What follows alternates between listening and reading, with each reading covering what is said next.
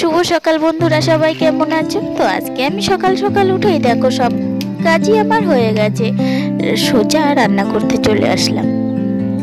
আর কালকে রাতে ভাই মাছ কিনে এনেছিল, আজকে একটু নদীর মাছ রান্না করব ভাবছি।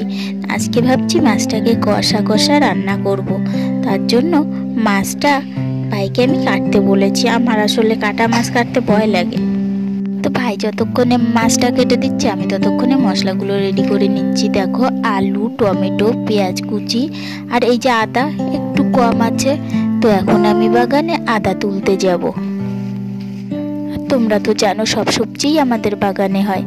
তো আমি এখন আদাটাকে তুলে নেব। দেখো তোমরা নিশ্চয় আদা গাছ অনেকে চেনো, আবার অনেকে চেনো না।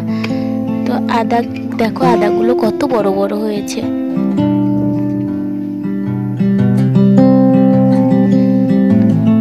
আর এই গাছগুলো শুকিয়ে গেছে, আর সাইডে আরো গাছ আছে, সেগুলো কাঁচা কাঁচা গাছ আছে। তো যে গাছটা শুকিয়ে গিয়েছে, মরে গিয়েছে বলে এই গাছ থেকেই আমি আদাটা তুলছি।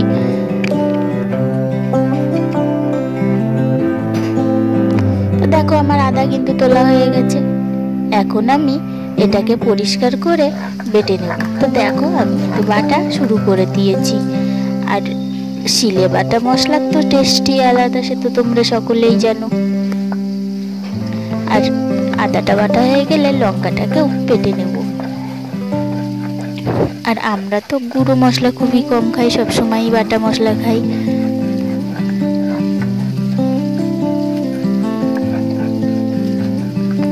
আর মাছটা আমি আজকে না কষাবো, তোমাদেরকে একটু দেখিয়ে দেব।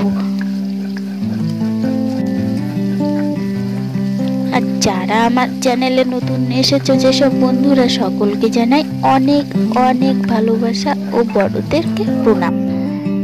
তো দেখো আগেও আমি কড়াইতে অনেক কিছু রান্না করে নিয়েছি, যার জন্য কড়াইতে এখনো তেল পড়ে আছে। তো তেলের ভিতরে আমি জিরেটা দিয়ে দিলাম, দিয়ে মাছগুলোকে হলুদ লবণ মাখিয়ে রেখেছি ওগুলোকে আমি ঢেলে দেবো একসাথে।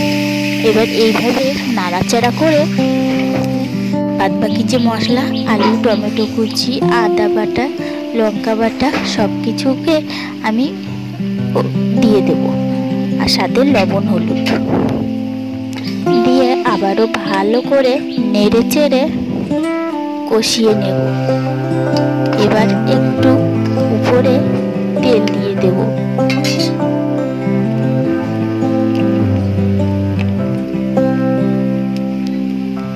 দেখো তেলটা একটু বেশি পরিমাণেই দিতে হবে, দিয়ে ভালো করে কষিয়ে ঢেকে ঢেকে কষিয়ে নেব নিয়ে। আর এই দেখো আমার মাছ রান্না রেডি। লাস্টে একটু গরম মশলা দিয়ে দিয়েছি। এখন আমি ঝটপট ক্যামেরাটা ধরতে পারিনি, তো এখন আমি গুছিয়ে দেখো রেডি হয়ে বেরিয়ে পড়েছি। আসলে ছেলের স্কুলে আজকে ফাইনাল খেলা আছে, তো আমি দেখো এখন বেরিয়ে পড়েছি। আর যেতে যেতে তোমাদেরকে গ্রাম্য পরিবেশটা দেখাচ্ছি।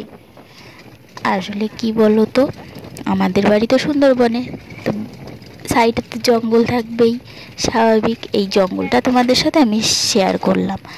আর যারা জঙ্গল দেখতে ভালোবাসো তারা একটা লাইক করে দিও।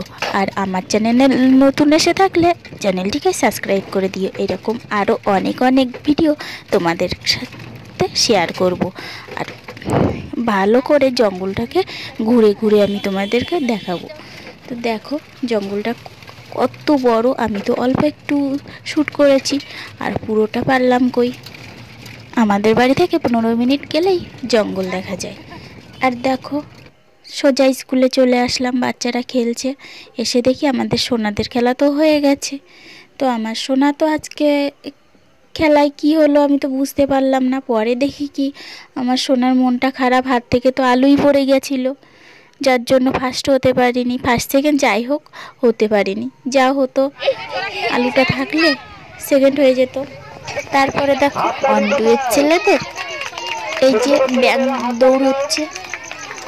আর এই সাইডে দেখো ওই খেলাটা হয়ে যাওয়ার পরে আমরা যারা গার্জেনরা গিয়েছিলাম, গার্জেনদের একটা প্রতিযোগিতা করা হলো।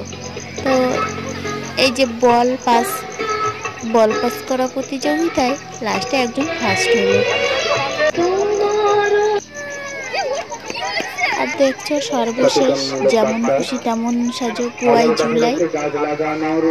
তো দেখো এখানে সবাই সব রকম সেজেছে, কেউ মাতঙ্গিনী হাজরা, কেউ গাছ লাগাও প্রাণ বাঁচাও, অনেকে অনেক কিছু সেজে। এই যে এই বাচ্চাটা কাঁদছে দেখছো, ওকে সাজিয়ে দিয়েছে কিন্তু কাঁদছে। আর ওই যে ভোলেনাথ, অঘরেশ্বরী, সবাই সব কিছু সেজেছে। আর এই যে মা লক্ষ্মী। তো সর্বশেষ এই যে খেলাটার পরে প্রাইজ বিতরণ হবে, প্রাইজ বিতরণ শেষ হয়ে গেছে।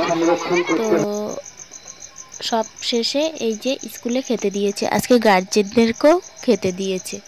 তো সব শেষে আমি বাড়ি চলে আসলাম। রাত্রে দেখো লুচি হচ্ছে, শাশুড়ি মার লুচি বেলে দিচ্ছে আর আমি লুচি ভেজছি। তা আমার ভিডিওটা দেখতে দেখতে যারা এই পর্যন্ত এসেছো তাদেরকে অনেক অনেক ধন্যবাদ। আর আমার ভিডিওটা যদি ভালো লেগে থাকে তো অবশ্যই একটু লাইক ও কমেন্টে জানিয়ে দেবে কেমন লাগলো। আর দেখছো এই যে লুচিগুলো কত সুন্দর ফুলে যাচ্ছে, আর খেতেও বেশ খাস্তা খাস্তাই হবে। ময়াম দিয়েছে বেশি করে শাশুড়ি মা, আসলে উনি একটু ভাজা পোড়া টোড়া এগুলো বেশি ভালো পারেন। তো দেখো এই দেখো ভাজা হয়ে গেছে। তো এখন বাই চলি এই পর্যন্ত, আগামীকাল আবারও একটা নতুন ভিডিও নিয়ে তোমাদের সাথে দেখা হবে। যারা আমার চ্যানেলে নতুন তো সবাইকে বলছি এসে একে অপরের হাত ধরি।